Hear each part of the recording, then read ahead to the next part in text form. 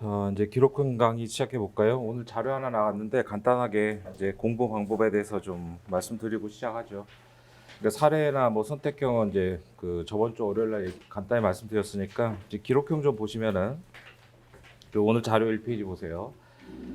뭐 아시다시피 이제 민사 기록 3시간이고 전체 배점이 이제 175죠. 그러니까 175점인데 그러니까 보통 뭐 사람마다는 다르겠지만 일반적으로 봤을 때는 뭐 1시간 정도 메모를 하시고 그다음에 이제 답안지를 뭐 한 2시간 정도 작성을 하잖아요.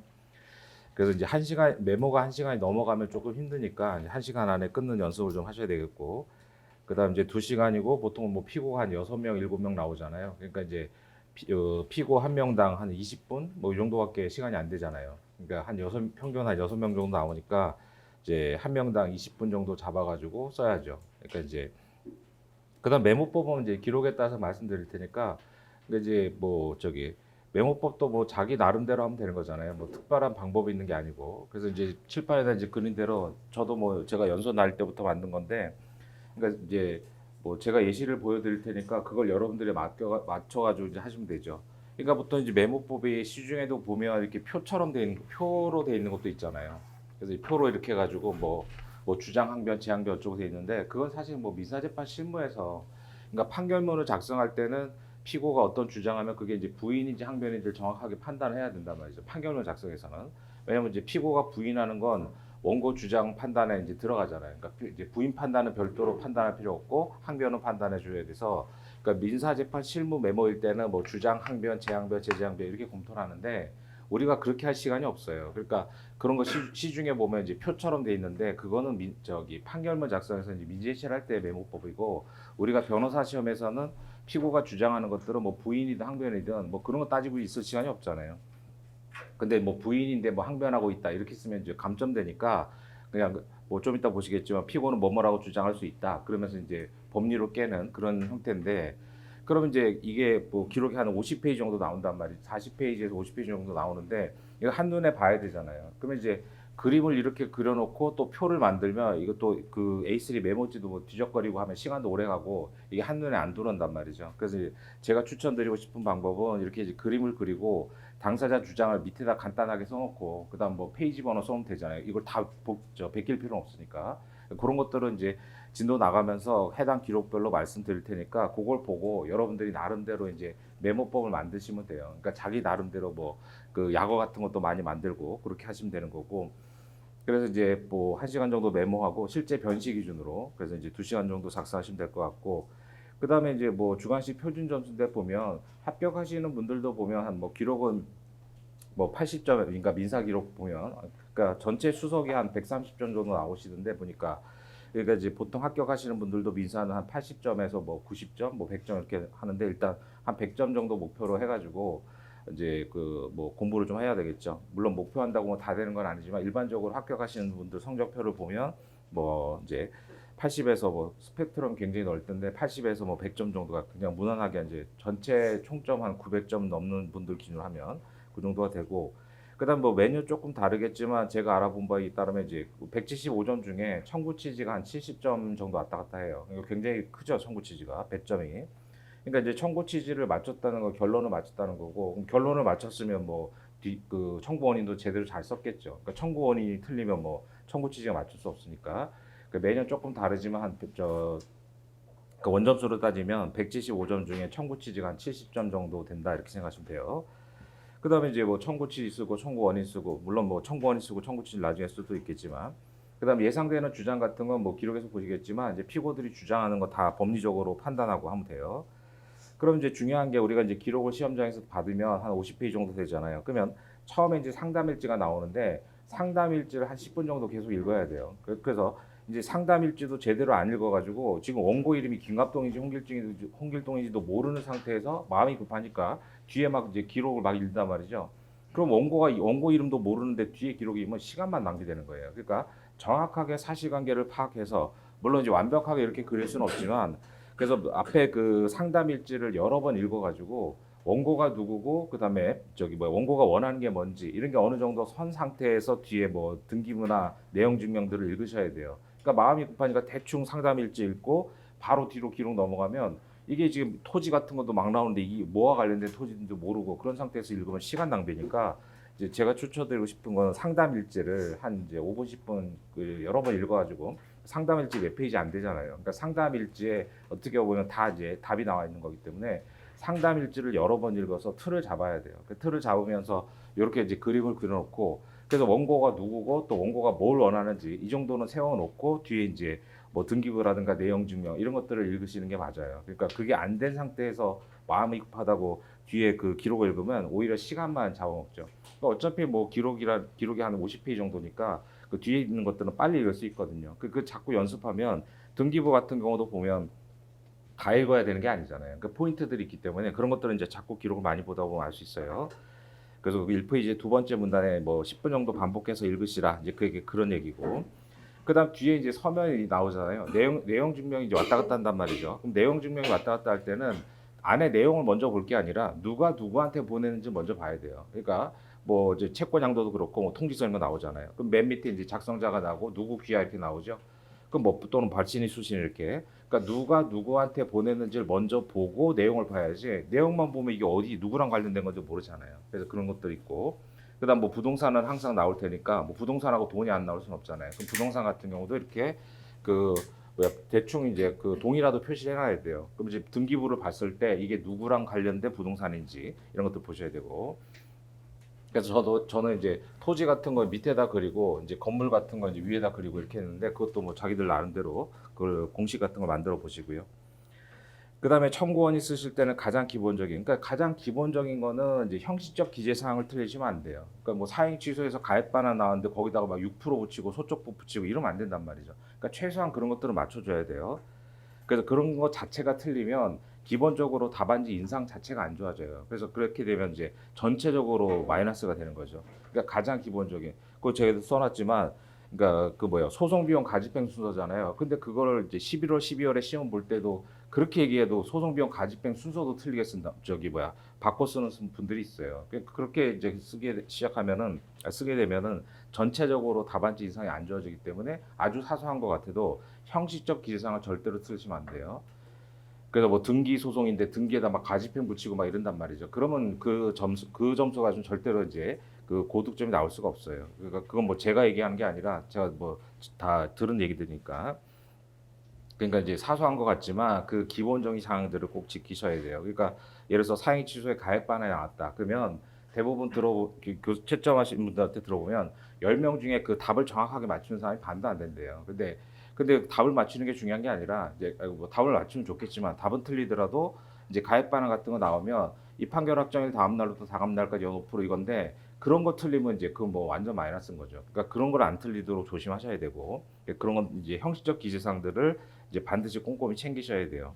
그런 얘기들을 보고 그다음 뭐 저기 그 뭐야 그 두 번째 문단의 마지막 동그라미에서 한 대로 동시행도 제가 몇 번 말씀드렸죠. 동시행 관계는 항상 의무와 의무관데 이제 그걸 뭐 권리끼리 동시행 관계다 이렇게 쓰고 이러면 절대로 안 되고 그런 것들은 뭐 해당 부분에서 말씀드릴 거고요.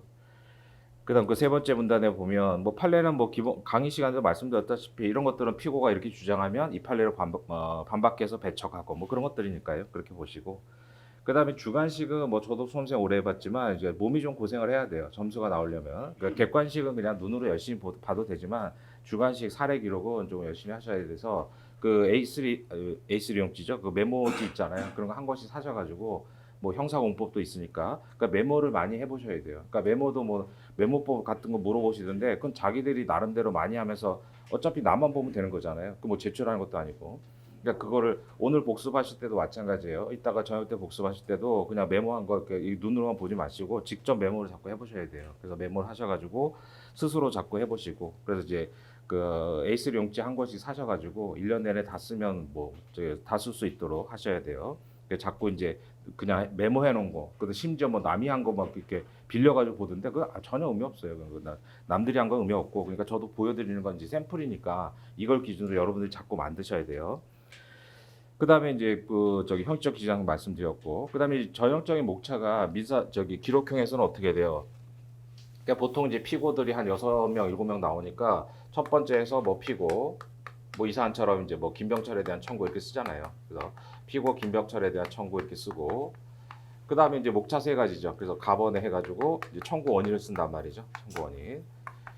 근데 여기다 청구 원인 이렇게 제목 다는 변호사는 없단 말이에요. 그러니까 여기다가 구체적으로 이제 여기서 이제 그 기록을 보면 이한테 청구하는 권리가 있잖아요. 뭐 이전 등기 청구라든가 대여금 청구라든가. 그래서 구체적인 권리를 쓰시라는 거예요.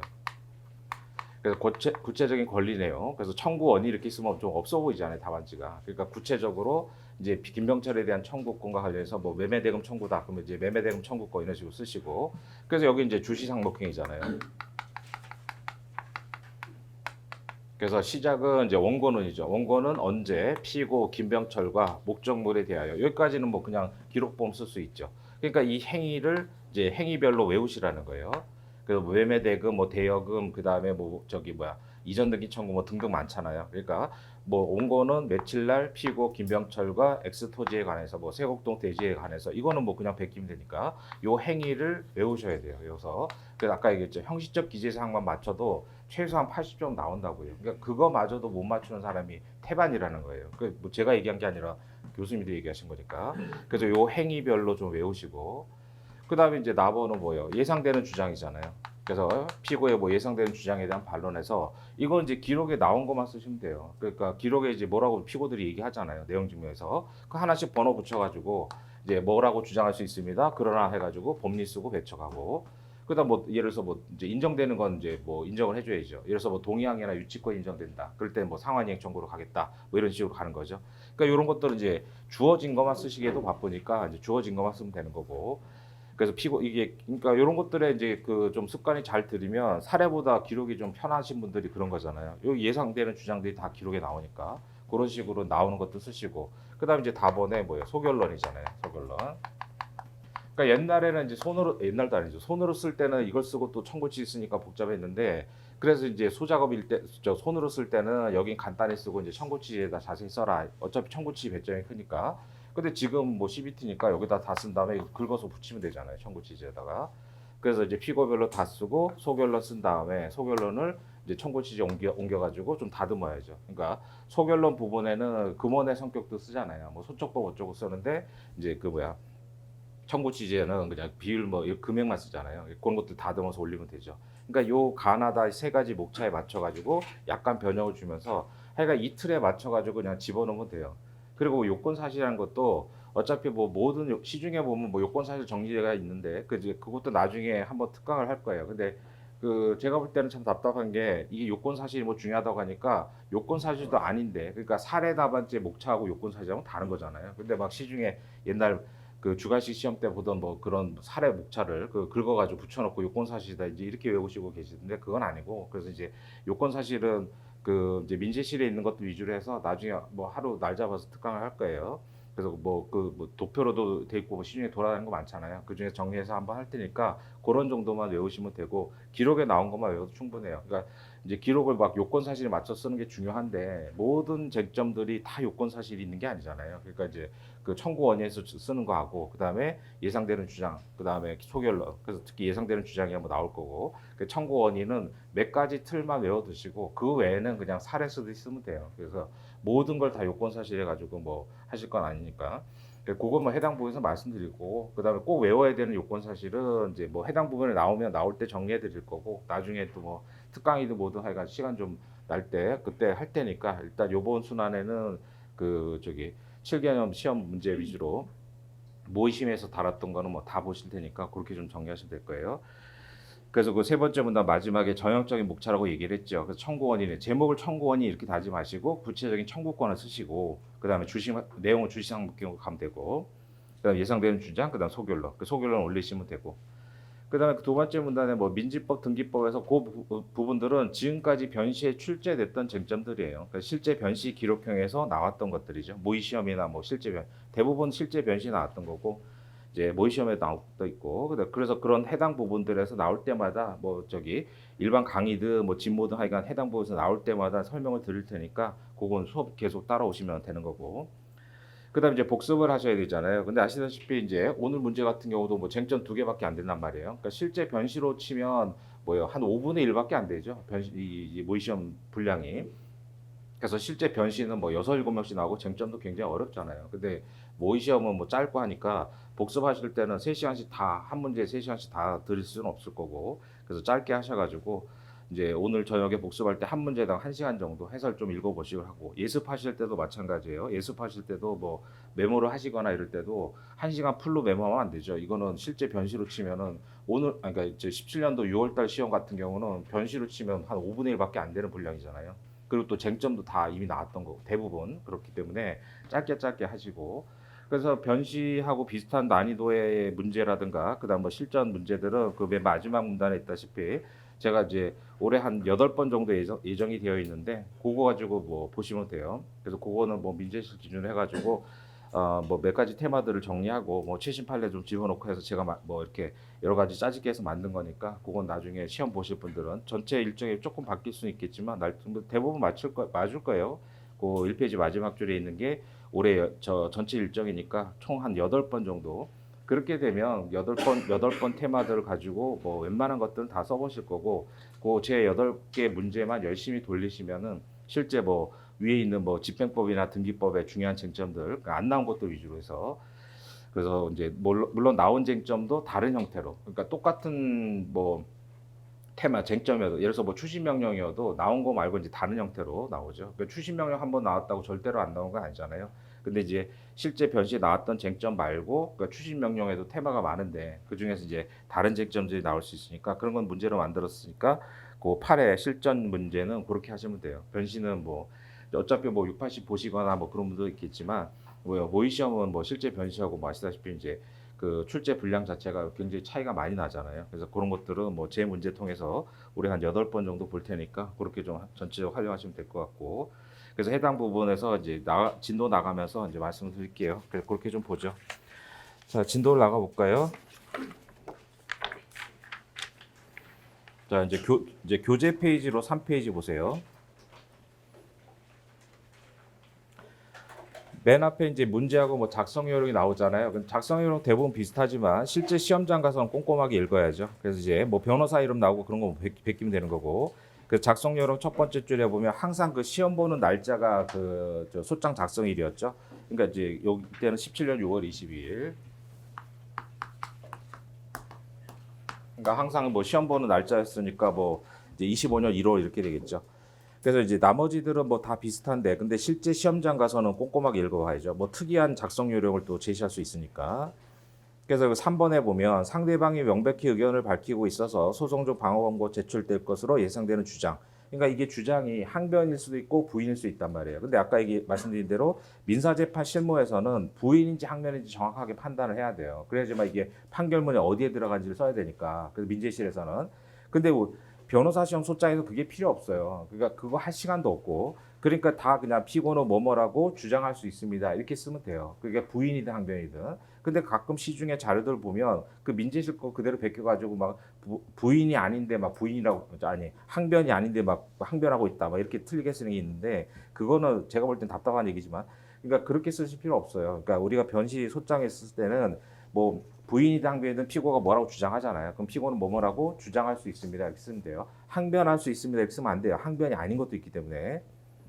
그래서 민재실에서는 항변 부인을 따지지만 우리가 변호사 시험 소장 쓸 때는 항변 부인 필요 없고 그냥 뭐라고 주장할 수 있습니다. 그러나 법리로 깨면 되는 거예요. 그래서 그걸 굳이 따져가지고 부인인지 항변인지 그거 따질 시간이 없으니까요. 그다음 뭐 예비적 선택적 청구는 뭐 하라고 한 적이 없었으니까 됐고 그다음 공동소송은 뭐예요? 동정 절차 공동 관할 이런 것들이잖아요. 이런 것들은 뭐 다 갖춰 우리가 소장 한 장 쓰는 거니까 그냥 갖춰졌다고 전제하고 피고들로 쭉 쓰시면 되는 거고. 그다음에 이제 부동산 같은 경우는 지금까지 다 목록을 주어줬고 목록을 인용한 경우였죠. 이거고. 그다음 증명번호 첨부 서류도 뭐 쓰라고 한 적은 없었고요. 그다음 7번에 보면 원칙은 당사자가 한 명이면 이름을 안 쓰는 거예요. 예를 들어서 뭐 원고, 갑이, 피고, 을한테 단일 소송을 했다. 근데 그런 건 시험에 안 나올 거 아니에요. 피고가 한 명이서 하니 시험에 나올 리가 없잖아요. 그러니까 원래는 그러니까 당사자가 한 명이면 이름을 안 써도 돼요. 그러니까 보통 원고는 한 명인 경우가 많잖아요. 그러니까 원고가 한 명일 때는 그냥 원고는 이렇게 쓰면 되는 거고, 근데 뭐 피고는 뭐 한 명만 있는 사안 절대로 안 나올 테니까 피고 이름을 쓰고, 그러니까 이제 한 명일 때는 이름 안 쓰는 거고 표시만 하면 되죠. 근데 피고는 뭐 어차피 뭐 6-7명 나올 테니까 피고 이름 쓰시고. 그다음 뭐 공유 휴일 같은 거는 이제 뭐 날짜가 예상할 때 문제 될 텐데 그건 뭐 주어진 대로 판단하시면 되겠고요. 항상 목록은 뭐 주어졌으니까 그 정도. 그 다음에 넘어가셔서 이제 관할은 뭐 항상 나오는 거잖아요. 시험 문제에서. 그러니까 가집행하고 관할은 뭐 항상 시험에 나오는 거죠. 그러니까 이제 관할은 뭐 찾아가 쓰고 이제 그런 것들은 뭐 해당 부분에서 뭐 볼 거니까.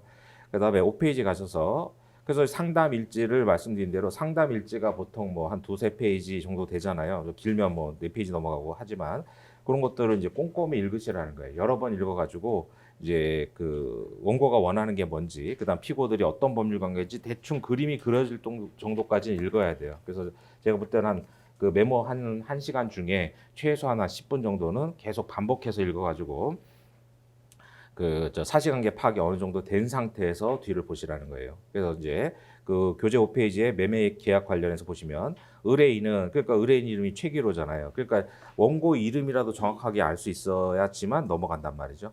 그래서 원고는 14년 6월 1일 김상군으로부터 세곡동 수지잖아요. 그러니까 이제 토지도 많이 나오니까 이제 특정 그 뭐 동 이름이나 이런 것들 좀 써놓으면 편하죠. 여기야 뭐 하나기 때문에 별 상관없는데. 그래서 이제 뭐 세곡동 뭐동 이름 같은 거 하나 써가지고 아까 말씀드린 대로 저는 이제 토지는 밑에다 그리고 그 다음에 뭐 건물을 위에다 그리고 이랬거든요. 그러니까 그런 것들도 이제 공식처럼 여러분들이 나름대로 자기 나름대로의 공식을 자꾸 만들어야 돼요. 그래서 세곡동 토지를 매수하면서 그러니까 원고가 매수인이죠. 매매계약대로 계약금 중도금 지급했고 중도금 지급기일에 인도받아가지고 차기인에게 임대. 두 번째 법률관계가 임대를 한 거죠. 그래서 이번에 보면 김상군은 의뢰인에게 근저당권을 책임지고 말소시켜주기로 했다. 그러니까 뭐예요? 이익인수가 아니라 돈 다 주고 근저당권 말소. 그래서 여기서 이제 이동연병에 근저당권이 있는데 그러면 이제 토지에 근저당권이 붙어 있는구나 이렇게 알 수 있죠. 근데 변제하지 않고 있다가 잔대금 하루 전인 언제 근저당권자에게 변제 목록으로 2억 5천만 원을 지급했다. 그럼 보통 뭐 충당 이런 거 가잖아요. 근데 3번에 보시면 박수길은 이렇게 나오잖아요. 그러니까 사람 이름들이 나오니까 일단 체크해 놓고 처음에는 잘 모르죠. 그러니까 몇 번 읽어야지만 박수길이 누군지가 알 수 있는 거고. 그래서 이제 그래서 박수길은 모두 변제받지 못했다고 하고 있다. 그럼 충당으로 가겠구나. 뭐 대충 눈치챌 수 있고. 그다음에 누구든지 채무를 변제하면은 근저당권 말소해 주겠다. 그러니까 아까 보셨다시피 이제 2번에서 근저당권을 책임지고 말소하겠다. 김상군 매도인 해줬는데 지금 근저당권자는 하여간 난 돈만 받으면 말소해 주겠다. 그래서 보통 의뢰인이 뭐예요? 나중에 이제 김상군한테 나중에 청구할 테니까 내가 변제하고서라도 말소하고 싶다 이렇게 하잖아요. 그다음에 두 번째 김상군의 아들인 김병철 이게 또 중요한 쟁점인데 그러니까 무권대리 추인의 문제로서 아주 사례형으로도 중요한 부분이고 변시 아직 안 나온 쟁점이죠. 그래서 김상군의 주민등록증 등등을 절취하여 승낙 없이 매매계약서 위임장 그럼 무권대리인가 보다 위조한 다음에 강상우에게 매도해서 등기를 맞춰주고 정우철에게 순차 매도. 그러니까 그럼 이제 이 사람들이 이름이 나오잖아요. 강상우, 정우철 이렇게. 그러니까 처음에 메모할 때는 뭐예요? 그 연필로 하는 게 낫죠. 그 볼펜으로 하면 지우기 어렵잖아요. 그래서 6페이지에 이 사건 토지에는 정우철의 소위 등 청구 보전에 가처분이 맞춰졌다. 그럼 아예가 이제 처분 금지 가처분. 그러니까 처분 금지 가처분인데 그러니까 이렇게 이제 메모할 때 다 쓸 필요가 없잖아요. 그러니까 여러분들 나름대로 용어를 약어 같은 것도 많이 만들어서 하시라는 거죠. 그래서 이제 뭐 메모는 나만 보면 되는데 뭐 처분 금지 가처분 다 쓸 필요 없잖아요. 그래서 이제 그거 나름대로 약어 같은 거 만들어서 좀 써놓으시고 그다음 이번에 매매 사실 알고 김상군을 대의하여 이게 이제 미사집행 얘기로 중요한 거잖아요. 그러니까 이제 가처분을 대위 행사한 거죠. 그래서 의뢰인은 매매 사실 알고 의뢰인이 누구예요? 매수인이죠. 김상군 매도인을 대의하여 처분 금지 가처분. 그러니까 이게 지금 무권 대리로 강상우한테 넘어갔잖아요. 그래서 원고가 김상군을 대위해서 처분 금지 가처분한 거예요. 이게 이제 가처분, 보전 처분의 신청의 대의로서 아주 중요한 쟁점이죠. 뭐 선택형에서도 많이 나왔고, 그건 좀 이따 설명드릴 거고. 그래서 가처분 등기를 마쳤고 김상군에게 통지 뭐예요? 채권자 대의에서 김상군이 안다는 거죠. 제가 왼쪽 편에 써놨죠. 그래서 통지가 됐다는 건 채권자 대의에서 채무자인 김상군이 안다는 것이고. 그다음에 강상우 정우철에게 원상태 돌려놓으라고 요구했는데 거부하고 있다. 그러니까 얘네들도 이제 피고가 되겠죠. 그다음 3번에 이게 김상군은 사망하기 직전에 김병철의 형사처벌. 김병철이 무권대리 했잖아요. 그럼 무권대리 형사적으로 위임장 위조니까 이제 위조죄 이런 게 되죠. 감경시켜주기 위해서 김병철의 행위를 용인했다. 이게 뭐예요? 왼쪽 편에 두 번째 나오다시피 무권대리 추인인데 이게 405조 2항 위반이 되기 때문에 효력이 없다. 이게 중요한 쟁점인데 변시 안 나온 거죠 아직. 사례 기록 다 중요한. 그다음 세 번째 임대차 관련해서요. 의뢰인은 김상군으로부터 매수하고 잔대금 전에 먼저 인도받아서 임대했죠. 그 약정이 있었고 차기하는 토지 임대잖아요. 그러니까 토지 임대인지 건물 임대인지 이런 거 사실관계 판단을 정확하게 하셔야죠. 그러니까 은근히 사실관계 판단을 잘못해서 이제 기록에서 잘못되는 청구를 하든가 이런 부분들도 있잖아요. 그래서 토지 임대차를 했는데 토지 위에 건물을 지어서 음식점 영업을 하고 있으나 그러니까 토지 임대차니까 이게 음식점이라고 상가법이 적용되는 게 아니잖아요. 토지 임대차니까 민법이 적용되죠. 그래서 음식점 영업하고 있는데 차임을 연체했고 임대차를 해지했다. 그러니까 민법상 이익 이상 연체하면 해지잖아요. 그러니까 이건 토지 임대차지 이제 건물이 음식점이라고 상가 이렇게 이제 잘못 판단하고 이러면 안 되죠. 그래서 해지되지 않았다고 주장하면서 거부하고 있다. 그러니까 이제 원고는 해지 주장하는 거고 차기하는 해지를 부인하는 거잖아요. 그러니까 그걸 이제 부인인지 항변인지 따지지 말고 그냥 바로 쓰라는 거고. 그다음 토지 지상의 건물 가액은 7천만 원이고 그래서 이런 것들이 뭐예요? 만약에 지상물 매수 청권이 인정되면 피고는 원고로부터 7천 지급받은과 동시에 이렇게 가야 되잖아요. 그러니까 지매청이 인정되느냐 이런 것들의 문제인 거죠. 그다음에 토지 정비 계량의 현재 잔존 가치는 그러니까 계량이면 보통 유익비로 보잖아요. 수선이면 이제 필요비로 보고. 그래서 이제 유익비 청구도 하잖아요. 2천만 원. 그러니까 유익비가 인정되면 또 그거에 의해서 뭐 유치권 이런 것들 문제될 수 있으니까 유익비 인정되는지. 그러니까 여기 뭐 여기까지 사실관계고. 그다음에 이제 요구사항. 그러니까 이런 것들을 따로 메모를 하면 그 또 따로 메모해서 어떤 분들은 앞에다 이렇게 그림 그려놓고 뒤에다가 이제 표 만들고 하시는데 그 뒤적거리는 것도 시간 걸리잖아요. 그러니까 여기다 그냥 바로 써도 되죠. 웬만하면. 그러니까 이제 A3 용지 이렇게 주잖아요. 그럼 이게 한 6명 될 테니까 이렇게 나눠가지고 피고별로 이렇게 여기다 그림 그리고 바로 거기다가 이제 간단하게 주장이나 뭐 요구사항 이런 것들 쓰고 긴 것들은 그냥 페이지 번호 뭐 13페이지 이렇게 표시해 놓으면 되잖아요. 이거 뒤적거리는 것도 시간 오래 간단 말이에요. 근데 뭐 6명 이제 넘어가면은 뭐 피고별로 이제 뒷장에도 쓰고 하겠지만 그런 식으로 뭐 만들어 본인 마음대로 한번 해보세요. 자, 그럼 요구사항 중에서 또 누구한테는 청구하지 마라 이런 게 나오잖아요. 그런 거 청구하면 안 되는 거고, 그다음 또 해달라는 거 다 해주면 안 되잖아요. 법리적으로 안 되는 것도 요구하죠. 그러니까 그런 걸 잘 선별해야죠. 그러니까 누구한테는 청구하지 마세요. 그런 거 청구 안 하는 거고, 그다음에 이제 뭐 해달라고 해서 또 다 들어주면 안 되잖아요. 법리적으로 안 되는 거 빼야 되고. 그래서 1번에 보면 매도인 측으로부터 최대한 빨리 이 사건 토지의 소유권을 이전받아서 건물을 지어서 직접 음식점을 하고 싶다. 그러니까 이제 소위등 청구를 하는 거잖아요. 여기서 그러니까 요구 사항들은 뭐 다른 걸로 해서 이제 소위등 청구. 그러니까 처음에 메모할 때는 막 지우고 해야 되니까 사실관계 판단이 이제 정확하게 안 됐을 테니까 연필로 하고 그다음 요구 사항들은 뭐 별도로 색깔 펜으로 해서 정해하셔가지고 뭐 그렇게 하시든가 여러분들 편할 대로. 그래서 이제 토지 소유권을 이전받아가지고 음식점 하고 싶으니까 토지에 대해 세곡동 토지에 대한 소유등 청구를 해야 되겠구나. 다만 이 사건 토지상의 근저당권 말소에 관해서 매도인 측에게 주장할 금전 청구에 관해서는 사정상 나중에 따로 청구 이런 건 하면 안 되는 거죠. 그러니까 뭐예요? 지금 아직 변제 안 했잖아요. 그러니까 변제를 하고 나서 나중에 별도로 해야죠. 그러니까 변제도 안 했는데 미리 청구할 수는 없잖아요. 그래서 여기는 이행이 수사안이 아니니까 이제 말소를 원래 김상군이 해주기로 했는데 안 해주죠. 그러니까 내가 변제하고서라도 말소 받고 싶고 별도로 이제 김상군한테 나중에 청구하겠다. 이런 건 청구하면 안 되는 거고. 그다음 이번에 그래서 근저당권자에 대해서는 근저당 말소. 그러니까 여기 이제 근저당권자가 있잖아요. 그러니까 부동산의 소위 등 그다음에 근저당은 말소. 그래서 근저당 말소 청구. 그러니까 의뢰인이 요구하는 건 이제 뭐 빨간색 펜이나 뭐 이런 것들로 써놓으면 되죠. 그다음에 필요하다면 이거잖아요. 최소한의 출연을 감수할 의사가 있다. 그러니까 내가 변제하겠다 이거잖아요. 그러니까 먼 거로부터 얼마를 지급받은 다음 말소해주라고 하고 나중에 이제 별도로 김상군에게 청구하겠다 이거죠. 그다음에 그래서 이제 강상호 정호철 명의 각종 등기도 말소하고 싶다. 그러니까 얘네들한테도 말소 청구해달라는 거죠. 그래야지만 등기를 찾아올 수 있죠. 지금 김상군한테 매수를 했는데 지금 김병철이 무권 대리로서 강상호 정호철한테 넘어갔죠. 그러니까 강상호하고 이제 정호철에 대해서도 이제 말소 청구로 가야 될 거 아니에요. 이렇게. 그래서 요구하는 게 매매 소위 등 근저당권 말소, 그다음에 강상호, 정호철에 대한 청구도 그 말소 청구 등등의.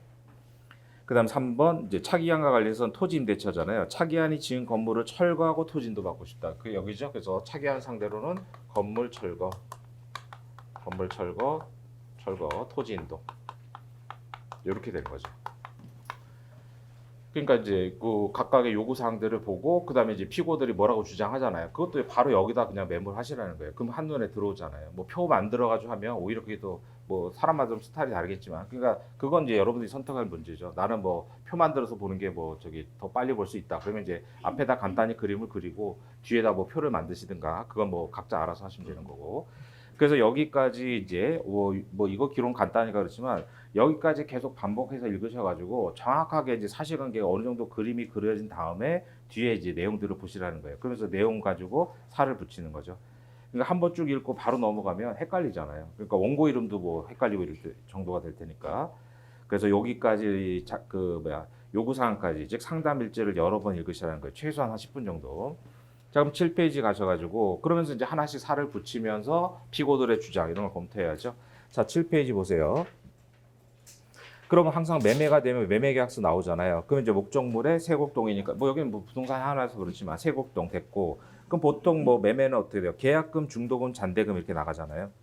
그러니까 이거를 메모할 필요 없잖아요. 그러니까 이걸 메모할 필요 없고, 만약에 이게 문제가 되면 이게 지금 기록 페이지로 5페이지잖아요. 그러니까 여기다가 이제 뭐 페이지 변호만 쓰면 되죠. 이렇게. 그래서 이게 뭐 한 30, 40페이지밖에 안 돼도 시험장 가서 당황하면 어디서 보긴 봤는데 또 못 찾잖아요. 막. 그래서 그러니까 그런 내용들은 간단하게 이제 페이지 번호만 써놓으면 되죠. 이거 뭐 다 베낄 필요 없으니까. 그래서 뭐 매매 이제 날짜 같은 게 문제될 수도 있잖아요. 뭐 중도금, 잔대금 이런 날짜 같은 거 하면 여기다 메모하면 시간이 많이 걸리니까 그냥 매매 계약서 저기 5페이지 이렇게 써놓으면, 저는 이제 페이지 동그라미 쳐놓고 해놨는데 이제 그렇게 하면은 바로 찾아가지고 보면 되잖아요. 이거 다 쓸 필요 없죠, 이런 건. 그래서 매매대금 5억 5천이고 계약금, 중도금, 잔대금 나눠서 하기로 했고, 자 2조는 뭐예요? 매수인이 중도금을 지급하기 전까지 매도인은 계약금의 배액을 상환하고 매수인을 포기함으로써 해지할 수 있다. 이건 뭐예요? 565조죠, 민법. 옆에다 간단히 메모해 놓으세요. 그러니까 이거는 뭐예요? 2조는 없어도 되는 조항이죠. 민법 565조 해약금 약정 그대로 한 거잖아요. 좀 이따 다음 기록에 나오겠지만 해약금 약정하고 위약금 약정을 정확하게 구별할 수 있어야죠. 그러니까 위약금은 계약을 위반했을 때란 말이 들어가야 되는데 2조는 그런 말이 없잖아요. 그렇기 때문에 2조는 뭐예요? 565조, 민법 565조의 해약금 조항을 그냥 반복한 것에 불과하죠. 그러니까 2조는 없어도 적용될 수 있죠. 왜냐하면 565조는 임의 규정이기 때문에 배제 특약 없으면 적용될 수 있잖아요. 그래서 2조하고 그죠? 2조에 나오는 565조하고 위약금 약정을 구별해야 돼요. 위약금 약정은 뭐 다음 기록인가 더 뒤에 나오니까 그때 보시기로 하고, 그다음 3조의 중도금 지급기일에 미리 인도해 주기로 했죠. 그리고 잔대금 지급기일에 상환으로. 그래서 동시행, 이거는 뭐예요? 쌍무니까 이러한 3조 약정이 없어도 동시행 관계잖아요.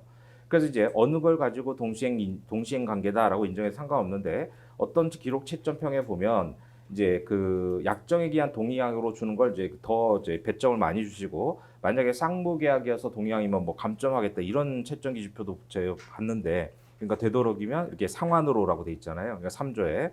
그러면 이제 뭐 매매계약서 3조에 따라 동시행 관계 있다. 이렇게 이제 개별 약정이 이제 우선하는 거니까 그렇게 좀 쓰시고.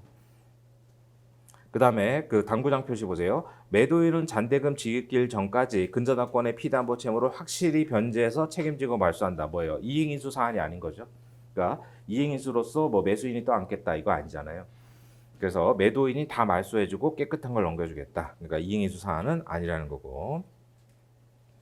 그다음에 이제 그 아래 당구장 표시는 말소되지 않아서 매수인이 말소 추가 출연하게 된 사안이었잖아요. 근데 매도인은 출연일로부터 1년 이내에 변제한다. 그래서 이건 별도로 청구하지 않겠다고 한 거고, 그러니까 이건 신경 쓸 필요 없죠. 그다음 그 아래 당구장 표시 계약금은 당일날 받았고, 보통 뭐 계약금 당일 주니까요. 그래서 이제 매매 내용이 문제가 되면 한번 쭉 읽어본 다음에 이걸 굳이 메모할 필요 없잖아요. 그 페이지 번호만 메모하고 그다음 넘어가셔서, 그다음 뭐 중도금까지 받은 거죠. 그럼 이제 계약금, 중도금 받았다. 그래서 이제 만약에 뭐 해제가 되면 각각 받은 날로부터 원상회복해야 되니까 그런 날짜들이 중요한데, 여기 뭐 해제된 건 아니니까. 그래서 그런 매매 계약서는 페이지만 써놓으시고, 그다음 교재 9페이지로 가셔서 등기부도 항상 나오는데 뭐 표제본은 볼 필요가 없잖아요, 대부분. 그러니까 등기부도 이걸 뭐 첫 줄부터 다 읽을 거 아니잖아요. 그러니까 자꾸 보다 보면 이제 포인트들이 바로바로 눈에 들어오죠. 그러니까 뭐 표제부가 문제되는 경우는 거의 없을 거고. 그다음 갑구로 가셔가지고, 자 왼쪽 편에 그 순위번호 1번 밑에 가로 열고 전3이라고 돼 있잖아요. 전3이 뭐예요? 이게 수작업 등기부의 3번이었다는 뜻이에요. 그러니까 이제 우리 지금 다 100% 전산화가 됐잖아요. 그러니까 전산화를 시키면서 저 종이 등기부를 다 옮겼을 거 아니에요, 컴퓨터로. 그러면 이제 종이 등기부에 예를 들어서 뭐지 현재 소유자가 뭐 1번부터 해갖고 10번이었다. 그럼 그거 다 옮길 필요가 없잖아요. 그러니까 옮기면서 그 소유권 같은 경우는 뭐 현재 유효한 등기만 옮기면 되죠. 그러니까 수작업 등기부에서 이 김상군이라는 사람이 세 번째 소유자였다 이거예요. 그러니까 전삼이라는 게 옛날 그 종이 등기부에서 이 사람이 3번이었다 이거예요. 그러니까 최종 소유자만 옮기면 되잖아요. 그래서 그게 순위번호 1번 밑에 전삼이 이제 옛날 종이등기부에서 김상군이라는 사람이 갑구 3번에 있었다 이거죠. 그렇게 알아두시면 되겠고. 그래서 지금 소유자가 김상군이고 그다음에 순위번호 2번에 보면 이제 강상우한테 넘어갔죠. 강상우한테 그 무권 대리로. 그다음에 3번에 보면 그러니까 3번과 4번을 읽을 수 있어야 돼요. 이 등기부를 보고. 3번의 가처분 보면 이제 그 오른쪽 기타 상한에 피보전 권리가 뭐예요? 소유권 이전 등기 청구권이죠. 그러니까 가압류는 금전 채권자고 가처분은 비금전 채권자라고 그랬잖아요. 그러니까 피보전 권리가 소유권 이전 등기 청구권 누구예요? 정우철이잖아요. 매수인. 그래서 강상우로부터 매수한. 그래서 채권자 정우철 그다음 주소 나오고 됐고. 그다음에 금지사항에 보면 양도 담보권 설정 기타 일체의 처분행위 금지. 이게 처분금지 가처분이잖아요.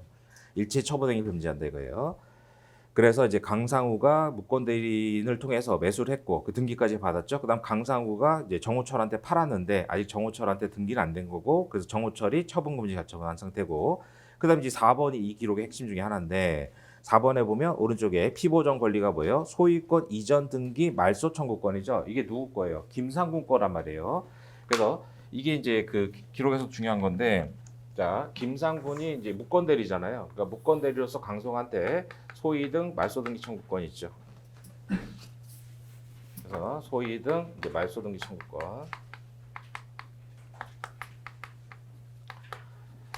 그래서 지금 김상군이 소유자고 원고는 매수인에 불과하잖아요. 근데 김상군이 이제 이 무권 대리로서 강상우한테 김영철이 이제 팔았죠. 그러니까 원고 소유자가 저기 김상군이 소유자로서 소위 등 말소 등기 청구권 있잖아요. 이걸 대위했단 말이에요. 이거를 최기로가. 그러니까 그 법리를 아셔야 돼요. 그러니까 피보전 권리는 이 여기서 말한 피보전 권리가 뭐예요? 가처분의 피보전 권리 말하죠. 대위권의 피보전 권리가 아니라.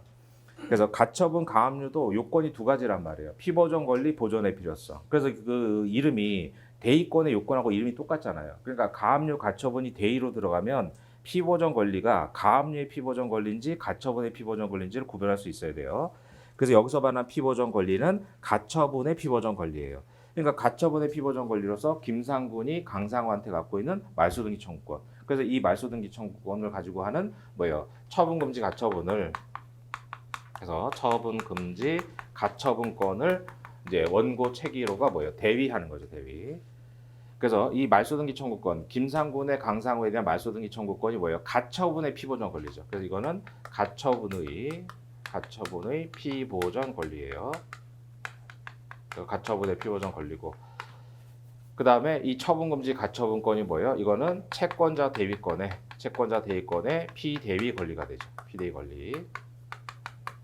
그래서 최기로는 김상군한테 뭐 갖고 있어요? 매매에 따른 소위등 청구권 갖고 있잖아요. 매매 소위등 청구권이 뭐예요? 이제 채권자 대위의 피보전 권리죠. 이건 채권자 대위의 피보전 권리. 그 다음에 말소등기 청구는 이제 가처분의 피보전 권리. 그 다음에 처분금지 가처분권은 채권자 대위의 피대위 권리. 이게 돼요. 그러니까 피보전이 뭘 말하는지 잘 봐야죠. 이런 법리들이 뭐 이미 선택형에도 많이 나왔잖아요. 그래서 여기서 말한 피보전은 가처분이에요. 그래서 채권자 뭐라고 돼 있어요? 최기로. 그래서 최기로가 지금 뭐예요? 우리가 채권자 대위 소송 제기하면 예를 들어서 갑이 을의 병의 권리를 대위하면 원고가 누구예요? 갑이잖아요. 갑. 그러니까 여기도 마찬가지로 채권자 최기로 이렇게 돼 있단 말이에요. 이게 대위로 들어간다는 거죠. 가로 안에도 그렇게 돼 있잖아요. 김상군의 대위 채권자. 그러니까 이제 최기로가 김상군의 가처분권을 대위 신청하니까 이제 우리가 대위 소송에서도 갑이 온 거잖아요. 그러니까 채무자의 채권자가 대위할 때, 그러니까 여기도 채권자가 최기로인데 대위 채권자 이렇게 돼 있죠. 그래서 이 법리를 아셔야 돼요. 그러니까 채권자 대위권으로 가처분이 들어왔고 김상군이 알았잖아요. 그래서 안 이후에 이 무권 대리 추인하는 것은 민법 405조 2항에 걸려서 추인이 효력이 없다. 이게 중요한 쟁점인데 한 번도 안 나왔어요, 이번 시에. 이 기록 통해서도 같이 좀 알아두시고. 그래서 이제 그렇게 기록을 읽을 수 있어야죠.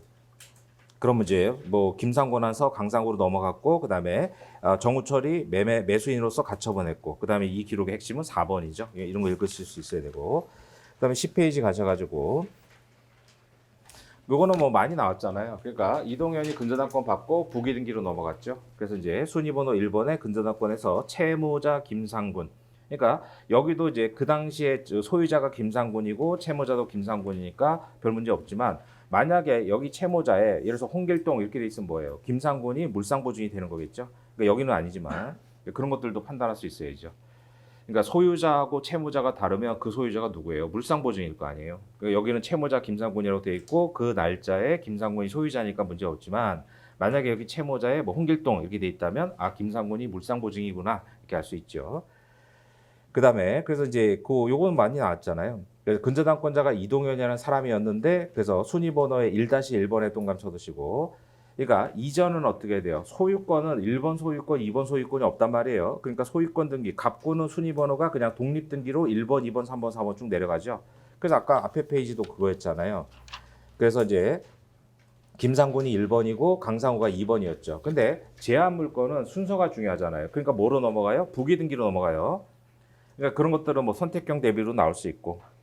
그래서 순위번호 1-1번에 부기등기라는 걸 동그라미 쳐놓으시고 그러니까 소유자는 뭐 1번 소유자, 2번 소유자 순서가 없으니까 그냥 독립등기로 쭉 내려가는데 을구에 있는 권리가 이전이 될 때는 부기등기로 간다. 그리고 부기등기로 갈 때는 뭐예요? 그 위에 이동현 이름이 지워졌잖아요. 그러니까 부기등기로 갈 땐 지워요. 독립등기로 갈 땐 지우면 안 되죠, 당연히.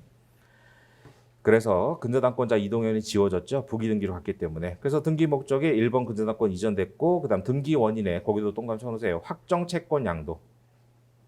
그래서 근저당권이잖아요. 그러니까 청구 취지 쓸 때도 마찬가지예요. 확정 채권 양도를 원인으로 한 이렇게 쓰셔야 돼요. 그래서 확정 채권 양도 기억하시고 그래서 이제 박수길한테 넘어갔죠. 이건 많이 나왔잖아요. 그래서 이제 뭐 말소 청구하려면 누구를 상대로 해야 돼요? 양수인인 박수길을 상대로 등기는 주등기니까 등기번호 뭐예요? 1번에 나오는 그 접수번호에 나오는 13259 이걸 특정해야죠. 그래서 이건 뭐 선택형 이례변시 때부터 나온 거잖아요. 양수인을 상대로 주등기 말소 청구. 그럼 이제 박수기를 상대로 등기 번호는 이제 1번에 나오는 13259 그렇게 되죠. 그래서 특히 또 이제 채권 그 여기서 이제 만약에 근저당권 박수길이가 원고가 돼서 이동현한테 이전 등기 받으려고 했는데 안 준다. 그러면 확정 채권 양도를 원인으로 한 이렇게 쓰는 거예요. 기록형에서 청구지 쓰실 때 여기야 뭐 원고가 말소 청구하는 거니까 상관없지만 그래서 이제 만약에 박수길이 원고가 돼서 이동현한테 내 등기 받기로 했는데 안 준다. 그러면 확정 채권 양도를 원인으로 한 이렇게 쓴다는 거 더 알아두시고 그다음에 11페이지 가셔가지고 그래서 여기서 이제 또 소멸시효가 문제되잖아요. 이동현의 채권이 나오죠. 그러니까 이런 식으로 서류가 나오면 내용을 먼저 보실 게 아니라 누가 누구한테 해줬는지 이걸 먼저 보시라는 거예요. 그럼 이제 작성 명의자는 보통 맨 밑에 나오잖아요. 그 맨 밑에 보면 차용인 제일스포츠 김상군 이렇게 돼 있죠. 그럼 제일스포츠 이게 뭐 상법이 문제될 수 있겠구나 이런 거 체크하셔야죠. 그래서 그다음에 이제 그 여기는 이제 귀하가 맨 밑에 있잖아요. 그러니까 아 김상군이가 이동현이한테 차용증 돈 빌렸나 보다. 그러니까 이제 내용을 먼저 보는 게 아니라 항상 당사자를 먼저 봐야 돼요. 그래서 본문에 올라가서 2억 원인데 위 금액을 제일스포츠의 사업자금으로 차용하되 아 그건 상행이구나. 이게 뭐예요? 보조적 상해가 되잖아요. 그래서 이제 상사시효가 적용되겠죠. 이자는 월 1%로 하고 그다음 이자는 항상 월로 나오면 연 단위로 환산을 해봐야죠. 이자 제한법 문제될 수 있으니까. 그러니까 무조건 연 단위로 자꾸 이제 환산하는 습관을 들이셔야 돼요. 그래서 여기 뭐 월 1%, 그다음에 매월 말일 지급, 변제기 후 지연이자 정확하게는 뭐예요? 지연 손해금이잖아요. 그러니까 이제 판례도 뭐 가끔씩 지연이자란 말을 아직도 쓰지만 우리가 답안지 쓰실 때는 지연 손해금 정식 명치 쓰시고 이거는 지연 손해금이니까 이거 이자 제한법의 문제가 아니잖아요. 월 2푼이어서 뭐 연 24%니까 뭐 이자 제한법 위반이냐 그건 아니죠. 그래서 지연 손해금은 이자 제한법에 적용 안 맞는 거고 그럼 변제기 이게 나오는 거고 그러니까 변제기가 12년 4월 30날인데 그래서 소멸시효가 여기서 문제가 돼요. 그런 것들 뭐 여기다 메모를 하시든가 그건 뭐 여러분들 선택의 문제니까 아니면 뭐 페이지 번호만 써놓든가 그건 뭐 여러분들이 알아서 결정할 문제예요. 그래서 이제 상사 채권이 있다. 그래서 이제 근저당권의 피담보 채권이 이 상사 2억 원짜리죠. 그다 넘어가셔가지고 채권 양도 통지서도 많이 나오잖아요. 그럼 채권 양도 통지서도 마찬가지로 핵심이 뭐예요? 통지인이 양도인이 돼야 되잖아요. 양도인. 그러니까 양수인은 대리나 사자로서 통지할 수 있지만 대위 통지 안 되죠. 그러니까 채권 양도 통지서 나오면 반드시 통지인부터 봐야죠. 그래서 맨 밑에 보면 뭐예요? 통고인 이동현. 그 제대로 된 거죠. 그러니까 이동현이 박수길에게 양도해 주니까. 그러니까 통고인 이동현 됐고 밑에 귀하가 김상군, 채무자가 김상군이잖아요. 그래서 뭐 본문에 보면 뭐 양도한다 이렇게 된 거고. 그래서 통지서는 항상 그래서 이제 함정 문제로 민재실에서도 많이 나왔었는데 통지인이 이제 양수인이 나오는 그런 경우들이 많이 나오죠. 그럼 양수인 통지하면 뭐예요? 그건 무효잖아요, 통지로서. 그래서 양수인이 대리인으로서 또는 사자로서는 상관없지만 양수인이 자기 명의로 통지하면 그 무효가 되죠. 통지로 소득이 없잖아요. 그런 거 체크하시고. 그다음에 이제 의사표시 이런 서면이 도달됐다는 날짜는 두 가지 형태로 나오죠. 오른쪽 13페이지처럼 이렇게 배달 증명서가 나오면 다른 거 볼 필요 없이 배달 연월이라고 누가 받았는지를 보는 거잖아요. 그러니까 배달 연월일은 14년 1월 2일이고 맨 밑에 왼쪽 표 밑에 김상군이 직접 받은 거죠. 그다음 또 하나는 어떤 식으로 나와요? 뭐 언제 내가 잘 받았습니다. 뭐 이런 식으로 나오잖아요. 그러니까 두 가지 형태로 나오죠. 그러니까 배달 증명서 못 찾으면 뭐 도달이 날짜가 중요한데 못 찾으면 그 사람 저 내용 증명해 보면 내가 언제 잘 받았다 이런 말이 나와요. 그러니까 그런 것들을 체크할 수 있어야 돼요. 좀 이따 나오고요. 넘어가셔가지고 14페이지에 그래서 이게 이제 상사채권인데 소멸시효가 문제가 되죠. 그래서 아까 그 변제기가 14년이었는데 그래서 이제 소멸시효가 12년 4월 30일. 그래서 이게 이제 변제기가 뭐 12년 4월 30일이니까 지금 17년이니까 이제 5년 넘었잖아요. 그래서 소멸시효가 문제되는데 이게 채무 승인이 돼요. 14페이지 보시면은 발신인 김상군, 수신인 박수길. 그래서 김상군 채무자가 이제 그 근저당권 이전받은 채권 양수인인 박수길에게 얘기를 하죠. 그래서 1번에 뭐 받아봤다. 2번에 원리금을 모두 인정하고 변제하기 위해서 백방 노력하고 있다. 조속한 시일에 모두 변제하겠다. 뭐예요? 채무 승인이잖아요, 이게. 14년 3월 15일 채무 승인을 한 거죠.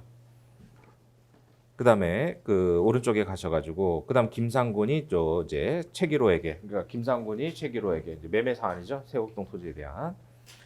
그래서 귀하가 보내시 언제 소위 등 최고에 대한 통고서는 잘 받아봤다. 그러나 본인은 이제 14년 8월 31일 변제를 위해서 박수길에게 2억 5천. 그러니까 뭐예요? 충당의 문제죠. 근데 근저당권의 소멸과 관련해서 그러니까 14년 8월 31일 이런 것들은 이제 간단하게 뭐 14년 이제 8월 31일 다른 색깔로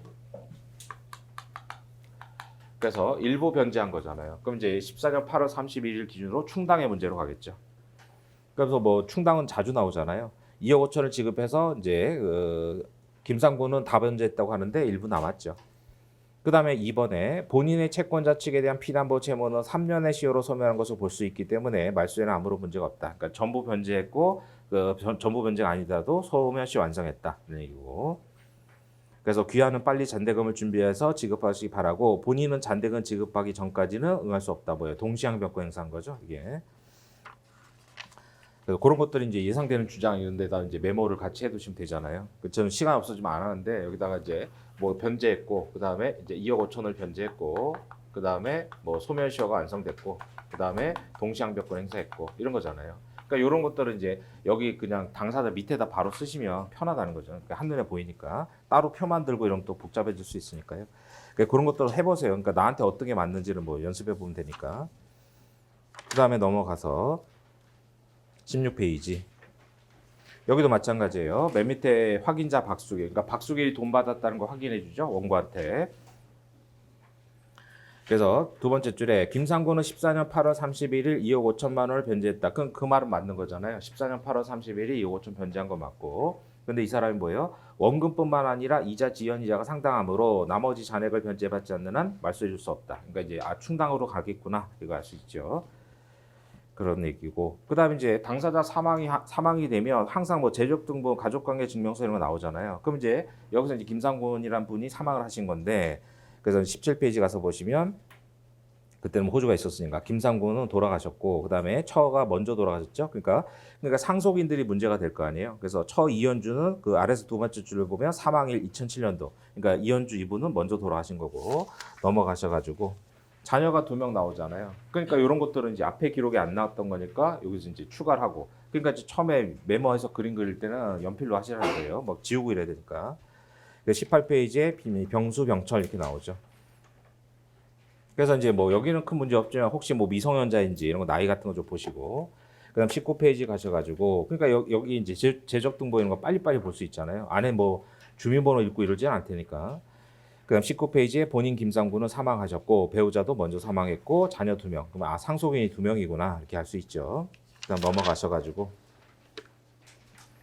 그러니까 본인 사망해서 뭐 여기는 사망 날짜가 문제가 안 되지만 뭐 사망 날짜는 이런 데 찾으면 되잖아요. 그래서 20페이지 그 맨 마지막 박스에 보면 사망일시 16년 12월 4일 이렇게 나오죠.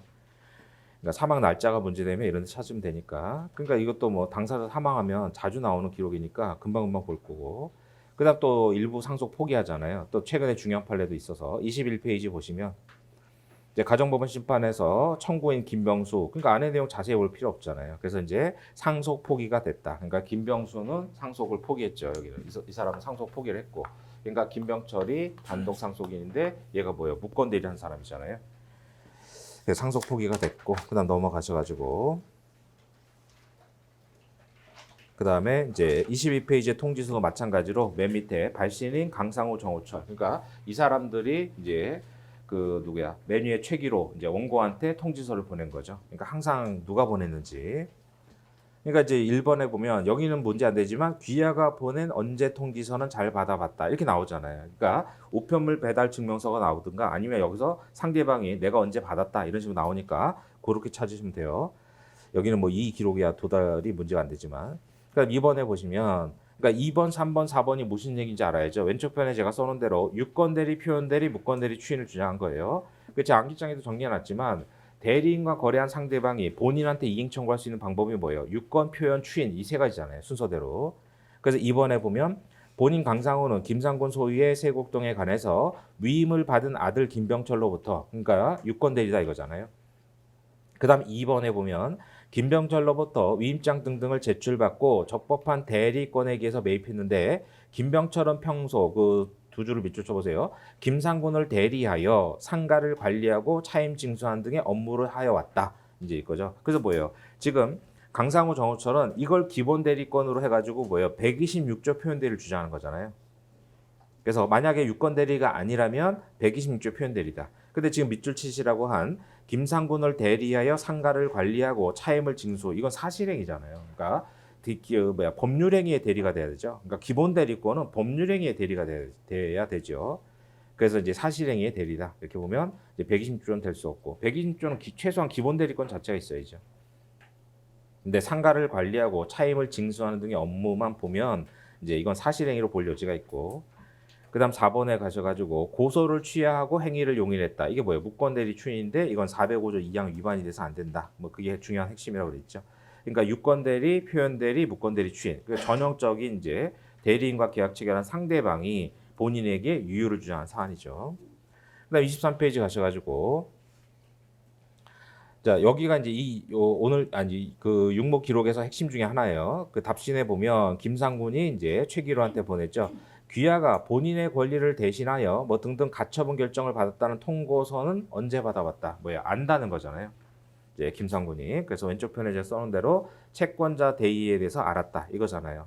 그러니까 본인의 권리를 대신해서 이게 뭐예요? 가처분을 대위 신청한 거예요.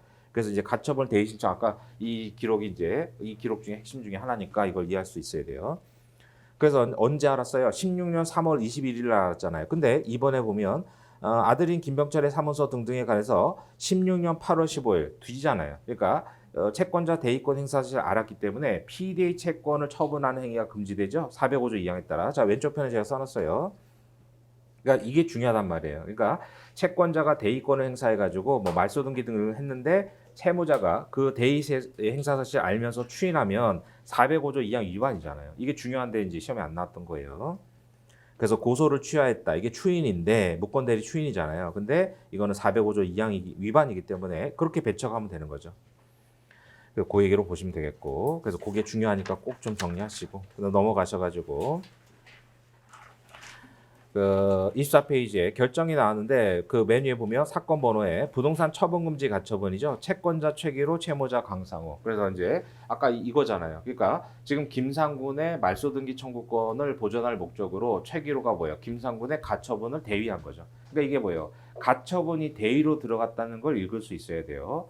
그래서 채권자 최기로 채무자 강상우인데 최기로는 강상우한테 아무런 권리가 없잖아요. 그러니까 최기로는 김상군에 대한 매수인에 불과하기 때문에 최기로는 강상우한테 어떤 권리가 있어요? 아무런 권리가 없죠. 그러니까 김상군의 강상우에 대한 이 가처분권을 대위 신청한 거예요. 이게 채권자 대위 신청으로 들어간 거예요. 그러니까 우리가 채권자 대위 소송에서 원고가 피고 병이잖아요. 그러니까 여기도 채권자 갑, 채무자 병 이렇게 된 거죠. 그래서 채권자 최기로 그러니까 이 결정문을 보고 아 이게 대의로 들어갔구나 이걸 읽을 수 있어야 돼요. 왜냐 최기로는 강상우한테 아무런 권리가 없으니까.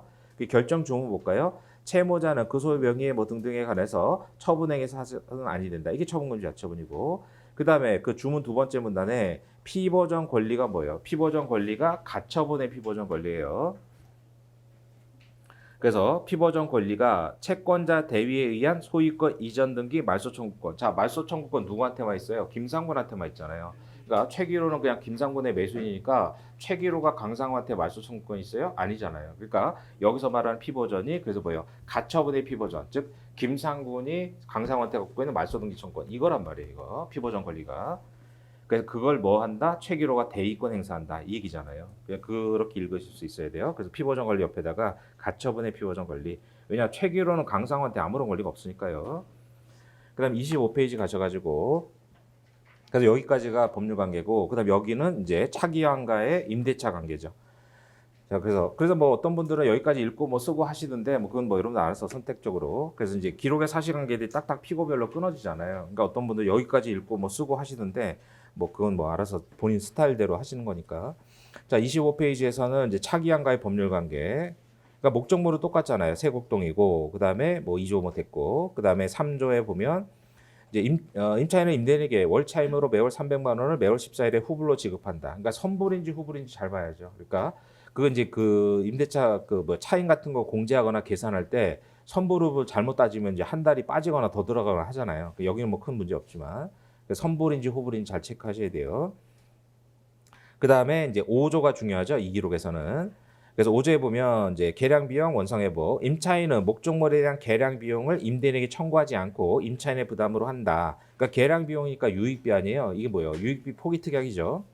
그다음에 임대차 종료 시 임차인이 목적물에 설치한 시설물은 모두 임차인의 비용으로 철거한다. 그래서 이런 것들은 이제 비용 상한 청구권의 다음 포기 특약이죠. 그러니까 지매청이나 부매청은 편면적 강행이기 때문에 임차인한테 불리하면은 무효가 되죠. 근데 비용 상한은 뭐예요? 비용 상한 청구권은 임의 규정이에요. 그러니까 비용 상한 청구권은 뭐 상관없죠.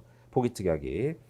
그래서 이런 것들이 이제 비용 상한 청구권의 포기 특약이구나. 그러니까 피고가 비용 상한 청구권 행사하면 이 5조 가지고 배척하면 되잖아요. 그 얘기고. 그다음에 6조에 보면 임차인이 지금 뭐 토지 임대차잖아요. 그래서 임차인이 3개월분 이상 차임 지급을 연체했을 때 임대인은 즉시 해지할 수 있다. 민법상 보면 그 이기란 말이에요. 근데 얘네들은 합의해 가지고 3개월 이렇게 했죠. 그래서 그 얘기 특히 비용 상한의 문제인지 이제 지매청 부매청의 문제인지 그것도 보시고 그다음에 26페이지 가셔 가지고 그래서 차임을 안 주고 있는 건 맞죠. 그래서 여기도 마찬가지로 차기환이가 이제 최기로한테 답변을 보냈는데 2번에 보면 귀하로부터 임차한 대지에 관해서 15년 5월 15일 이런 것들은 체크를 해야죠. 공제할 때 15년 5월 15일. 그래서 여기다가 이제 15년 5월 15일 이런 거. 그러니까 이렇게 이제 기록을 읽으시면서 나오는 주장들을 여기다 저 시간이 없으니까 안 쓰고 있는 거예요. 그러니까 이런 식으로 간단하게 메모를 해서 하면 뭐 한눈에 들어오잖아요. 좀 긴 거는 그냥 페이지 표시만 하시고. 그래서 5월 15일부터 그럼 공제해야 되잖아요.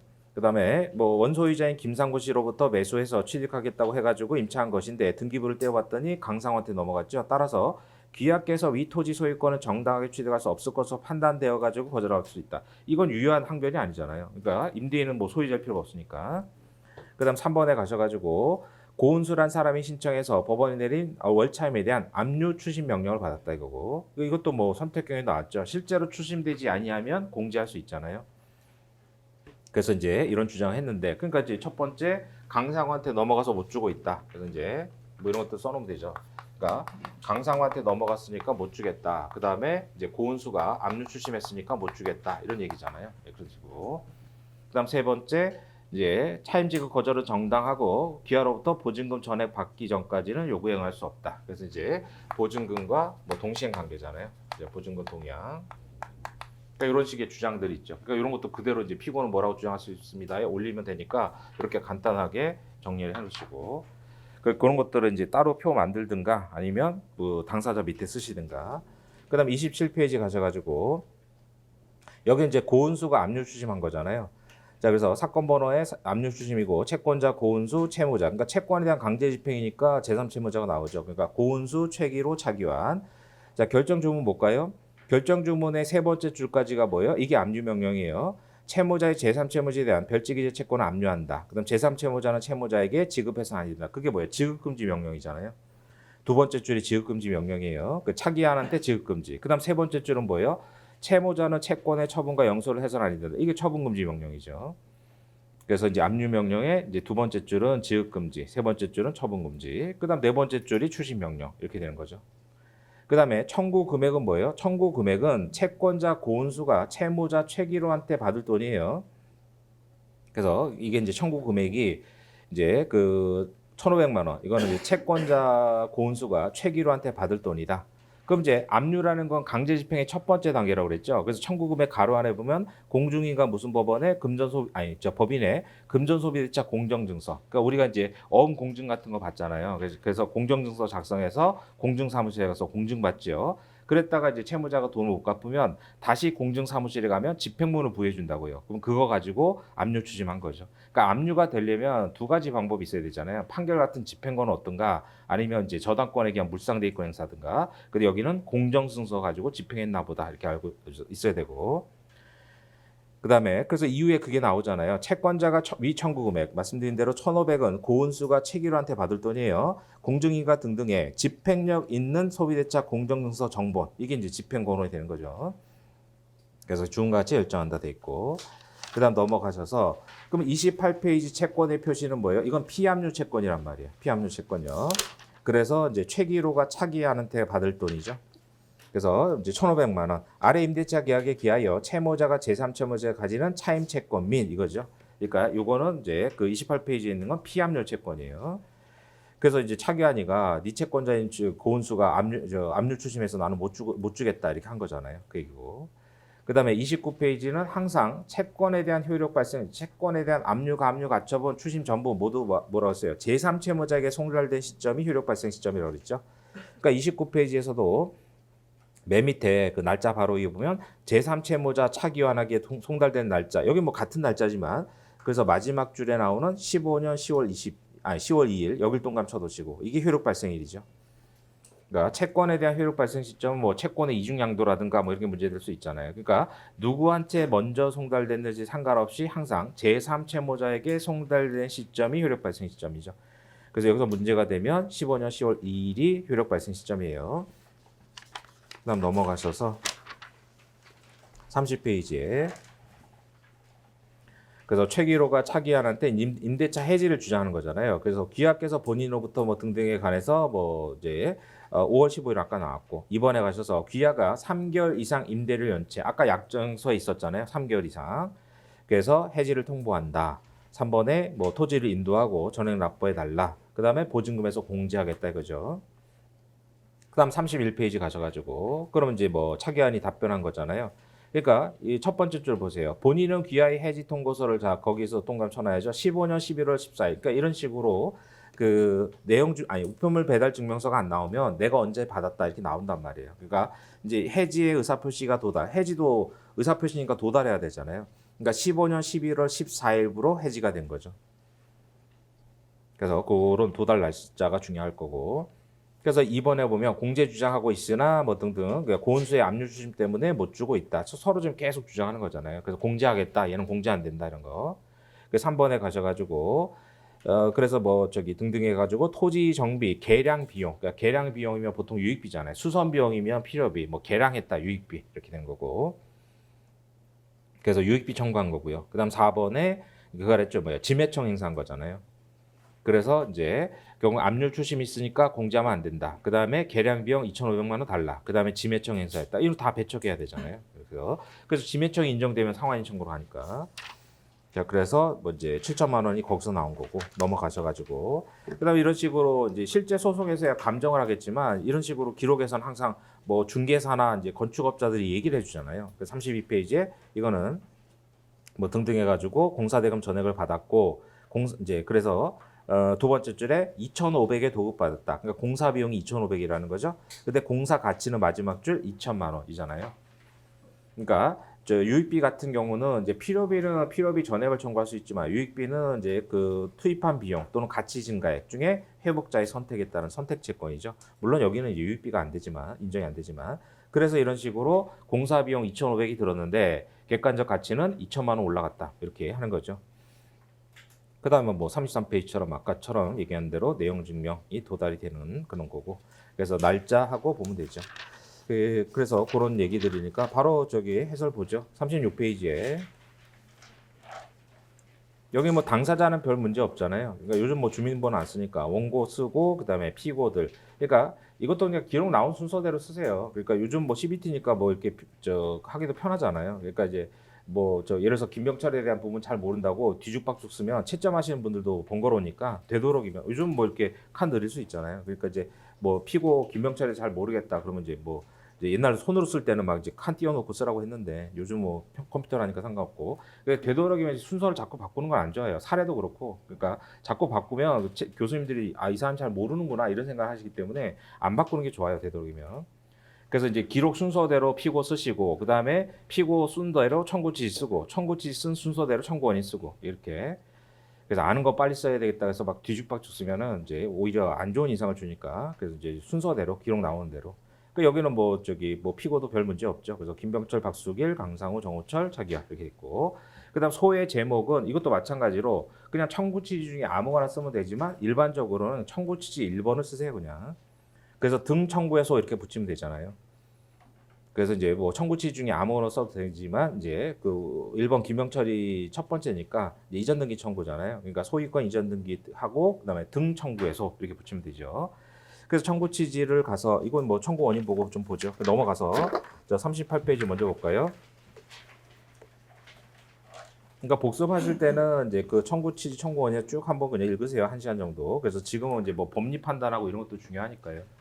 그러니까 1번에 김병철에 대한 청구와 관련해서 그럼 이제 김상곤 돌아가셨고 상속 포기했잖아요. 그 김병철이 단독 상속이니까 얘한테 매매 소익 청구를 해야 될 거 아니에요. 그래서 1번에 보면 그래서 아까 얘기한 대로 여기는 뭐 간단하니까 교수님이 목차를 안 잡으셨는데 가번 뭐요? 매매에 따른 소유권 이전 등기 청구권 이런 식으로 구체적인 권리를 쓰시라는 거예요. 아까 그래서 하부 목차를 가나다로 잡으라고 했잖아요.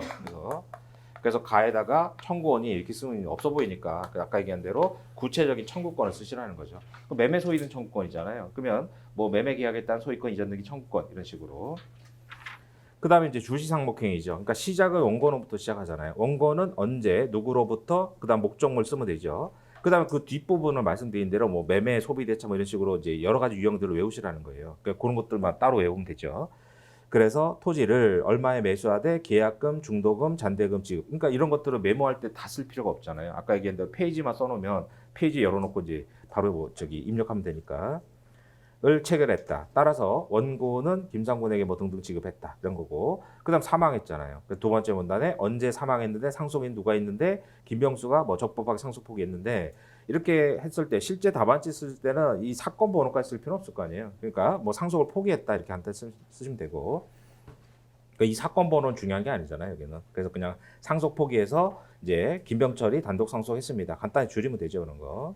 그다음 그 아래 문단에 그래서 그 세 번째 문단이 뭐예요? 예상되는 주장에 대한 반론이잖아요. 그러니까 그래서 피고 예상되는 주장에 대한 반론 또는 반박 이렇게 쓰셔가지고 그래서 예상되는 반드시 주장이라고 쓰셔야지 여기다가 이제 항변이라고 쓰는 거는 안 된다는 거예요. 제가 말씀드린 게 항변이 아닐 수도 있잖아요. 그러니까 이제 예상되는 주장에 대한 반론 이렇게 쓰면 되죠. 그래서 이제 세 번째 문단에 원고로부터 잔대금 받기 전까지는 응할 수 없다고 주장할 것으로 보입니다. 그래서 이제 그 예상되는 주장을 간단히 쓰고 그래서 이제 어차피 예상되는 주장에 대해서 법리 판단을 하기 때문에 그 주장을 간단하게 쓰면 돼요. 그거 다 베낄 필요는 없고요. 그 다음에 이제 위 매매계약서 아까 약정했잖아요. 원고는 피고에게 잔대금을 지급할 의무가 있고 이제 동시행관계에 있다. 그 아까 얘기했죠. 의무는 의무와 동시행관계에 있다. 이렇게 반드시 써야 돼요. 그 다음에 각주 4번 번호 뒤에 따라서 그 소결론 부분에 쓰면 되잖아요. 피고 김병철은 원고로부터 얼마를 지급하는가 동시에 뭐 등등해서 이행할 의무가 있습니다. 그 다음에 요거를 가지고 긁어가지고 청구 취지에다 붙이면서 좀 청구 취지용으로 정리하면 되잖아요. 그래서 그런 식으로 이제 쓰시면 되죠. 그래서 이제 가나다 이 목차로 가는 거예요. 그래서 일단 김병철한테는 매매 소유 등 동시행관계니까 상한이행 청구. 그다음 2번에 가셔서 박수길에 대한 청구는 이거 이제 말소해야 되죠. 근저당권. 그러니까 가번에 보면 여기서 이제 이제 뭐야 가번 나번 여기 이제 목차가 쪼개지는데 그냥 상관없이 그냥 가번이라고 해가지고 그냥 근저당권 말소 등기 청구권 뭐 이렇게 쓰고 그 안에다가 이제 쓰셔도 상관없고요. 그러면 여기도 마찬가지로 근데 여기는 이제 김상군이 저당권 설정해 준 거니까 원고는이 아니라 김상군부터 시작해야 되겠죠. 그래서 김상군은 언제 이동현으로부터 운영하는 뭐 등등의 명목으로 뭐 차용했다. 오른쪽 두 번째 문단에 김상군은 차용 당일 이동현에게 이 사건 토지에 관해서 자 청구 취지 이양 기재. 그래서 이렇게 청구 원인에서는 청구 취지를 인용해도 상관없어요. 근데 청구 취지에서 다른 걸 원용하면 안 돼요. 그러니까 청구 취지는 판결의 주문과 똑같기 때문에 청구 취지 안에서 인용하면 상관없죠. 그러니까 청구 취지 1항에 뭘 쓰고 2항에서 위 1항 기재. 그러니까 청구 취지 안에서 인용하는 건 상관없는데 청구 취지에서 청구 취지 밖에 있는 걸 이용하면 안 돼요. 그러니까 청구원이 이렇게 반대로 하는 건 안 되는데 여기서처럼 청구 원인에서 청구 취지를 이용하면 상관없죠. 이거는. 그러니까 청구 취지는 그 안에서 해결해야 돼요. 밖에 걸 이용하면 안 돼요. 다만 별지는 길어가지고 뒤에 붙이는 거니까 별지를 이용한 건 상관없죠. 청구 취지에서.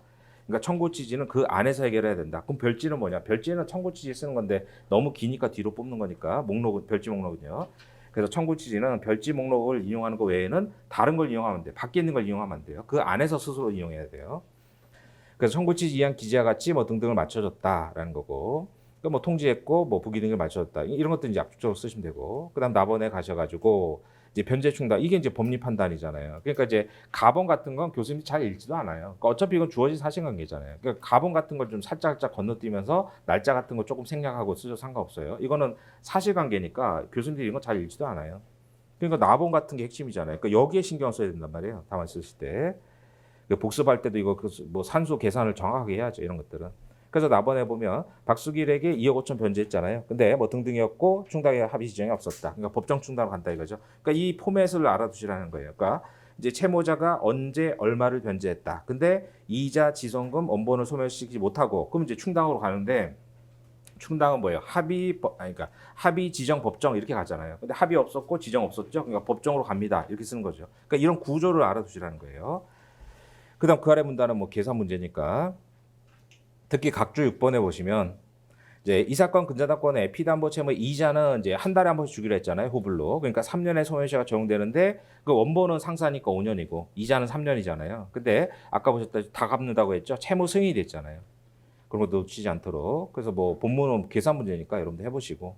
그래서 소결론 바로 위에 원본 8,600만 원 그러니까 이런 식으로 이제 금전 나오면 보통 가로 열고 수식을 쓰니까 쓰시고. 그 다음에 변제일 다음 날인 9월 1일부터 이렇게 되는 거죠. 8월 31일 날 2억 5천 변제했으니까. 그래서 얼마가 남았다 이런 식으로. 그러니까 요런 부분이 중요하니까요. 그 다음 소결론 쓰면 되잖아요. 그 다음에 소결론에서 마지막 줄에 그러니까 이게 뭐예요.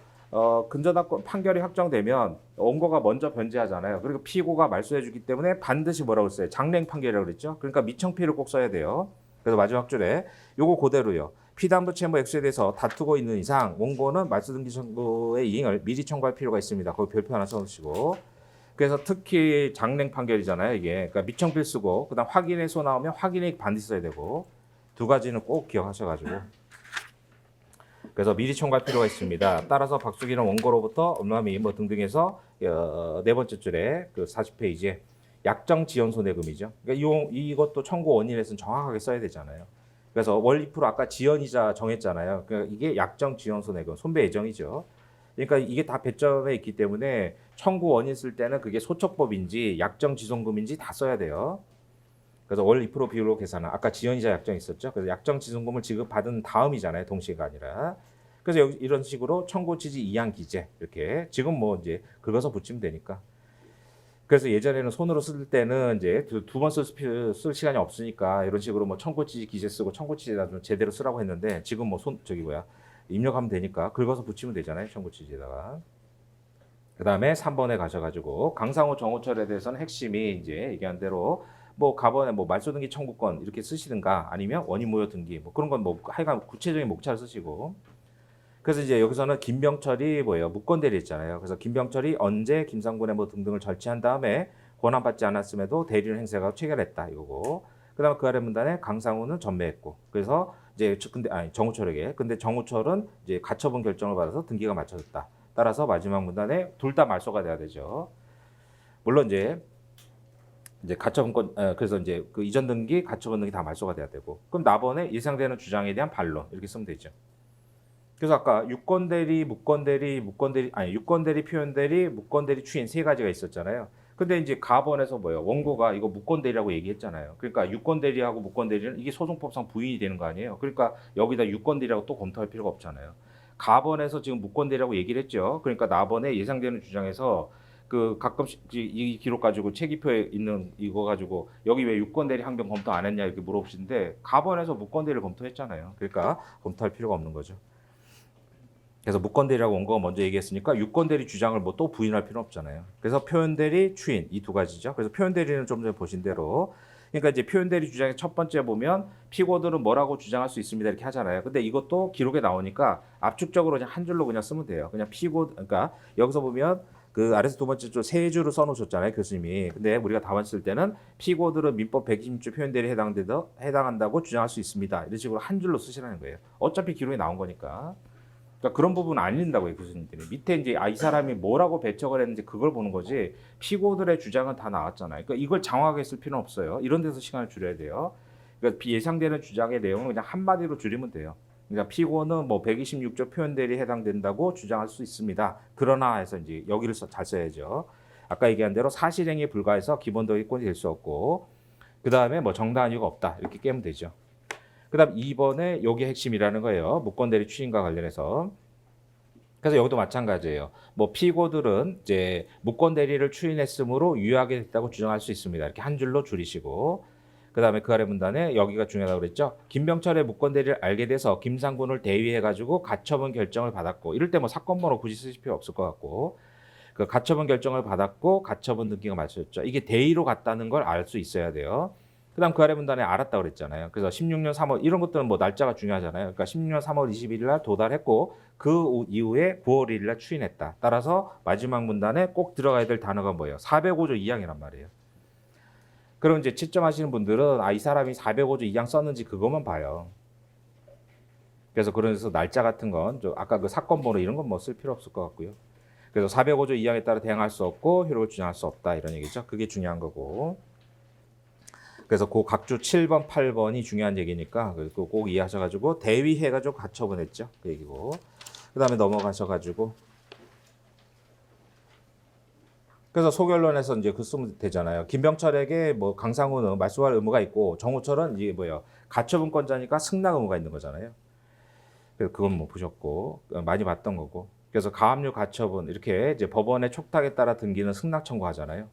그다음 4번에 차기화는 이제 임대차 청구죠. 임대차 해지. 그래서 이제 그럼 가번에 임대차 계약의 체결과 계약 해지 뭐 또는 뭐 임대차 계약의 해지 뭐 이런 식으로 쓰시면 되니까 하여간 가번의 구체적인 청구권을 쓰시라는 거예요.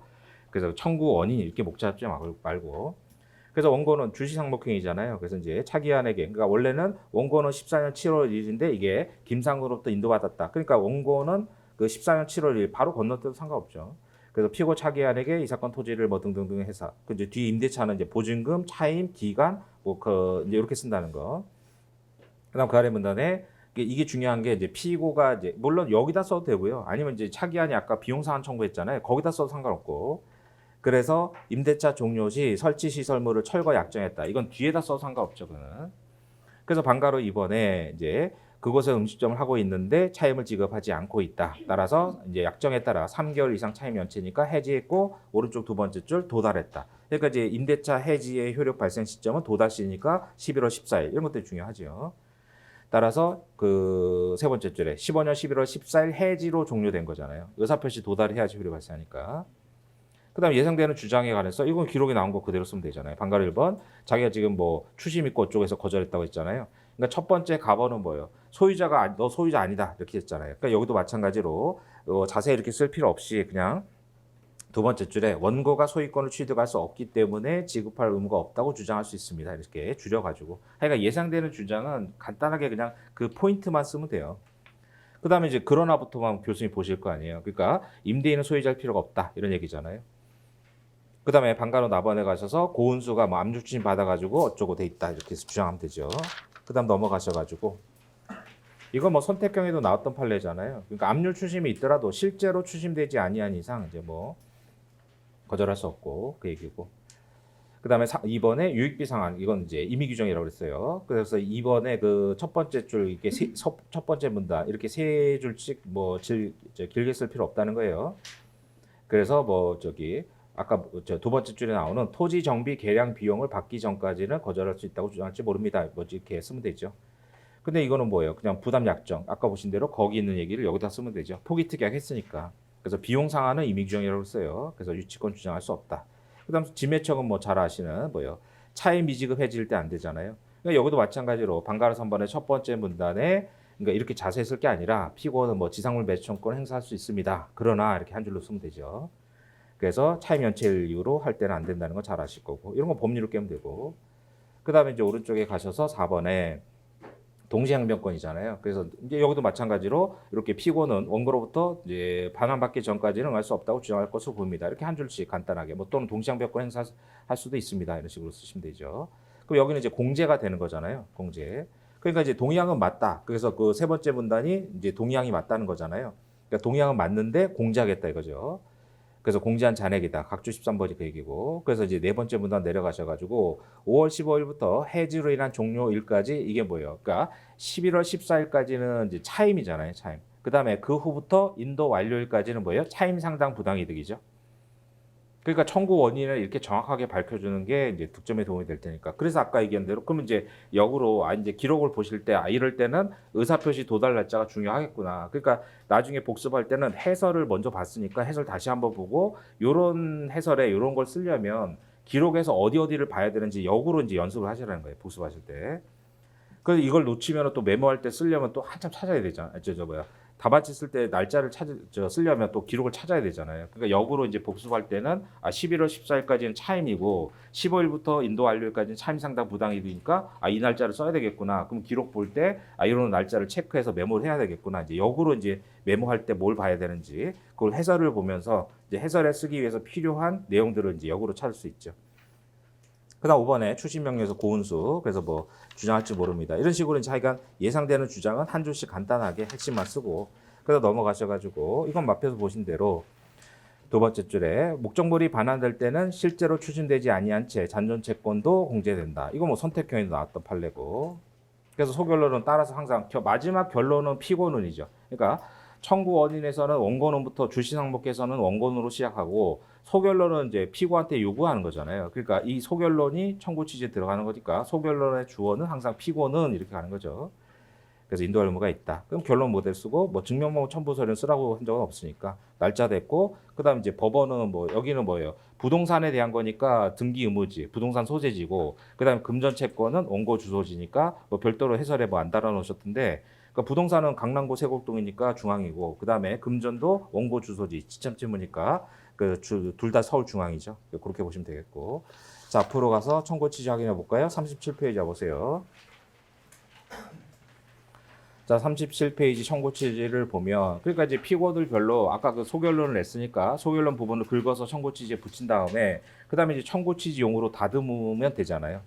그래서 피고 김병철은 원고로부터 항상 뭐 청구 취지는 피고는이잖아요. 그래서 피고는 원고로부터 얼마를 지급받은가 동시에 원고에게 동감처시고 그러니까 이런 것도 자꾸 빼먹잖아요. 그러니까 동시행 관계일 때 뒤에 원고에게 이런 거지 저기 눈으로만 보면 자꾸 빼먹으니까 써보시라는 거예요.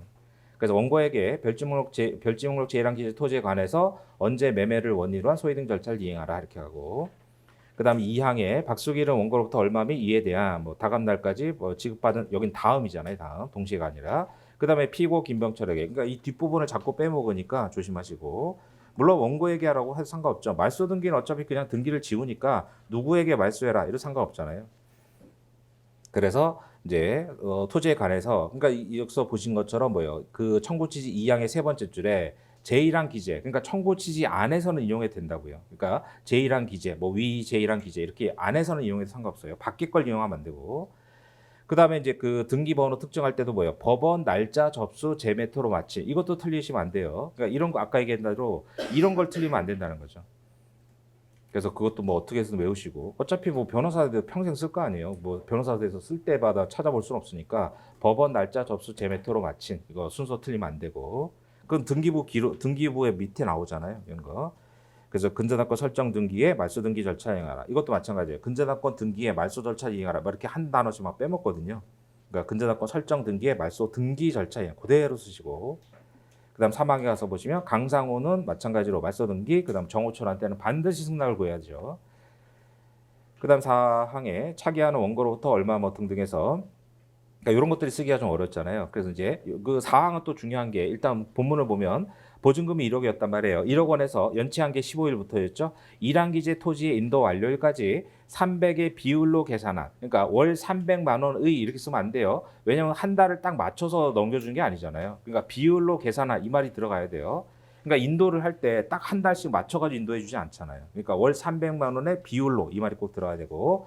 그래서 공제한 나머지 돈을 지급받은과 동시에 그러니까 이게 복잡하니까 쓰다 보면 뒤에 원고 얘기를 많이 빼먹어요. 그러니까 4번 기재 같은 거는 좀 철저하게 외우시고 그래서 철거하고 인도하라 이렇게 하는 거고 그다음에 더 중요한 거는 각주 3번 내려가서 각주 3번 별표 치시고 그래서 각주 3번 선언 쓰는 게 원칙이에요 원래는. 왜냐하면 자 이것도 이제 민재실에 나오는 거고 비슷하게 이제 예전에 뭐 저 사례형에서도 한번 쟁점이 됐었는데 각주 3번 보면 이 부분을 보증금 1억 원에서 15년 5월 15일이 이제 연체한 날이잖아요.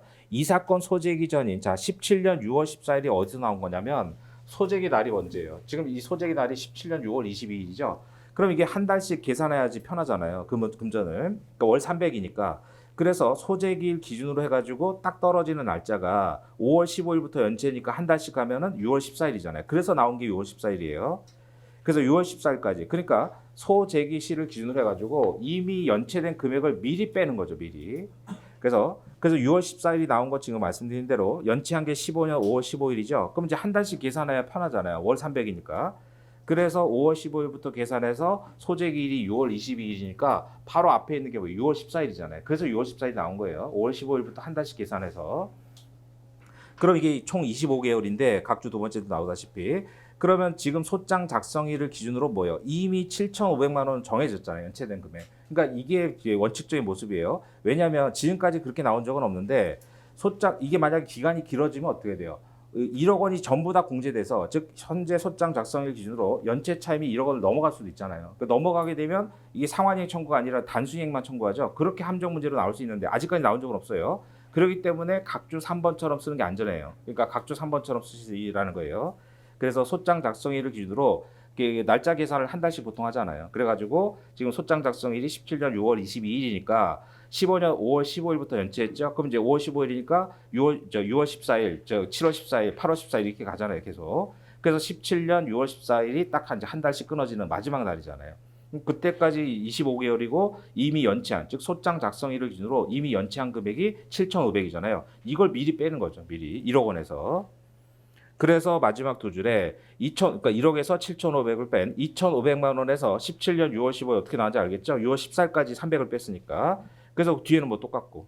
그러니까 각주 3번처럼 쓰라는 거예요. 각주 3번처럼. 그러니까 지금까지 모이든 뭐 실제 변시하든 이걸 다 나온 적은 없는데 이게 민사재판실에서 중요한 쟁점이거든요. 민재실 책에도 있고.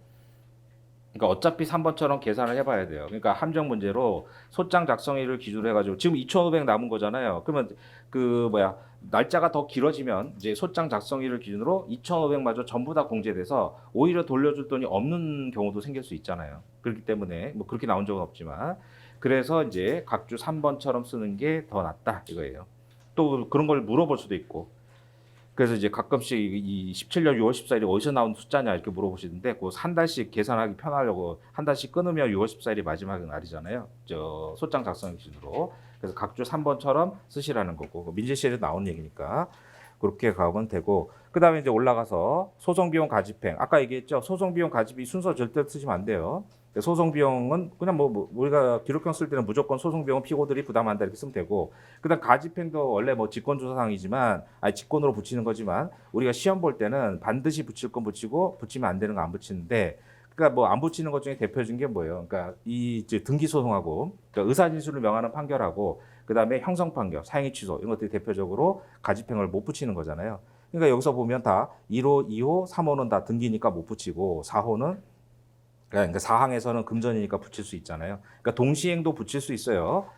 그래서 동시행도 가지병 붙일 수 있죠. 그래서 1, 2, 3은 의사짓을 명하는 판결은 못 붙이고 뭐 이건 뭐 항상 나오는 거잖아요. 가지병하고 관할은 뭐 항상 나오는 거니까 그렇게 좀 대비를 하셔서 그렇게 보시고 자 15분만 쉬었다가요 45분부터 하죠.